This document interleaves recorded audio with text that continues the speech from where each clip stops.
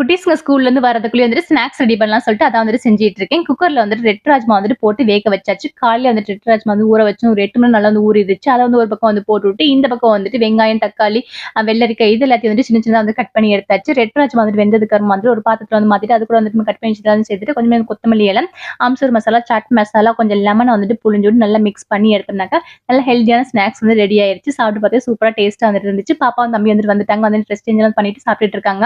கூடவே வந்துட்டு மதியானம் வந்துட்டு மோர் வந்துட்டு வாங்கிட்டு வந்தாங்க. நல்லா வெயிலா இருக்குன்னு சொல்லிட்டு ஹஸ்பண்ட் அத வந்து எடுத்து குடுத்தா அந்த வந்து குடிச்சிட்டு வந்துட்டு டியூஷன் வந்துட்டு கிளம்பிட்டாங்க.